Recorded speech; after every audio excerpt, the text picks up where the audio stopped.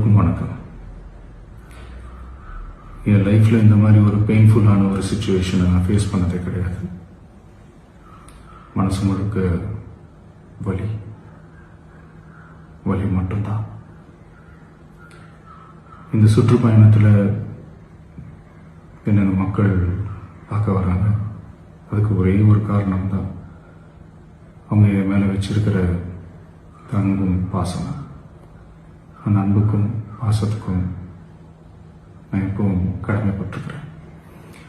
அதனால தான் இந்த சுற்றுப்பயணத்தில் மற்ற எல்லா விஷயங்களையும் தாண்டி மக்களுடைய சேஃப்டி, அதில் எந்த காம்ப்ரமைஸும் பண்ணிடக்கூடாதுன்றதுக்காக தான் அது என் மனசில் ரொம்ப ஆழமாக இருக்கும் அந்த எண்ணம். அதனால தான் இந்த அரசியல் காரணங்கள் எல்லாத்தையும் தவிர்த்துட்டு ஒதுக்கி வச்சுட்டு மக்களுடைய சேஃப்டி மட்டும் மைண்டில் வச்சுக்கிட்டு அதுக்கான இடங்களை சூஸ் பண்ணுறது, அதுக்கான இடங்களை பார்த்து பெர்மிஷன் கேட்கறது, போலீஸ் டிபார்ட்மெண்ட்டில் அதை ரிக்வெஸ்ட் பண்ணி கேட்போம். ஆனால் நடக்கக்கூடாதது நடந்துருச்சு. நானும் மனுஷன் தானே. அந்த நேரத்தில் அத்தனை பேர் பாதிக்கப்பட்டு இருக்கும்போது எப்படி அந்த ஊரை விட்டுட்டு என்னால் கிளம்பி வர முடியும்?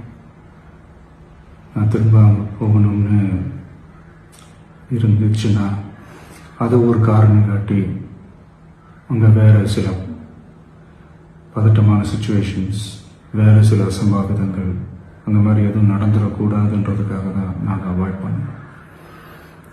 இந்த நேரத்தில் சொந்தங்களை இழந்து தவிக்கிற இத்தனை குடும்பங்களுக்கும் என்னுடைய ஆழ்ந்த இரங்கலை தெரிவிச்சுக்கிறேன். எனக்கு தெரியும், என்ன சொன்னாலும் இது ஈடையாகாதுன்னு எனக்கு தெரியும்.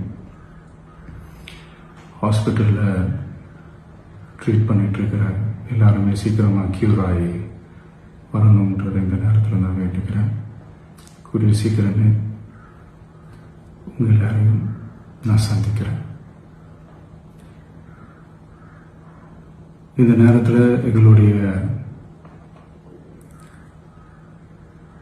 வலிகளை, எங்களுடைய நிலைமையை புரிஞ்சுக்கிட்டு எங்களுக்காக பேசின அரசியல் கட்சிகளை சார்ந்த நண்பர்கள், தலைவர்கள் அனைவருக்கும் என்னுடைய நன்றியை தெரிவிச்சுக்கிறேன். கிட்டத்தட்ட ஒரு 5 மாவட்டத்துக்கு பிரச்சாரத்துக்கு போனோம். இந்த மாதிரி எதுவுமே நடக்கல. ஆனால் கரூரில் மட்டும் ஏன் எப்படி நடக்குது, எப்படி நடக்குது? மக்களுக்கு எல்லா உண்மையும் தெரியும். மக்கள் எல்லாத்தையும் பார்த்துக்கிட்டு இருக்கிறாங்க. கரூரை சேர்ந்த அந்த மக்கள் அந்த உண்மையெல்லாம் வெளியில் சொல்லும்போது எனக்கு கடவுளே நேரில் வந்து இறங்கி அந்த உண்மைகள்லாம் சொல்கிற மாதிரி எனக்கு தோணுச்சு. சீக்கிரமே எல்லா உண்மைகளும் வெளியில் வரும்.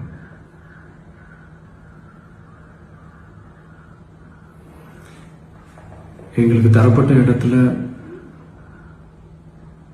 நாங்கள் போய் அந்த ஸ்பாட்டில் நின்று நாங்கள் பேசிட்டு வந்தோம். அதை தாண்டி எந்த தவறும் எங்கள் சைடில் நாங்கள் எதுவுமே செய்யலை. பட் இருந்தாலும் எங்கள் கட்சியை சேர்ந்த நிர்வாகிகள், தோழர்கள் மேலே எஃப்ஐஆர், அது மட்டும் இல்லை சோஷியல் மீடியாவை சேர்ந்த நண்பர்கள், தோழர்கள் அவங்க மேலே எஃப்ஐஆர்லாம் போட்டு இப்போ பிடிச்சிக்கிட்டு இருக்கிறாங்க.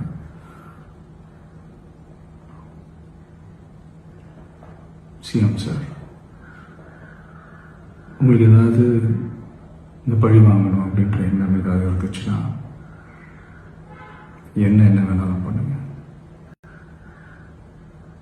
அவங்க மேலே கை வைக்காதீங்க.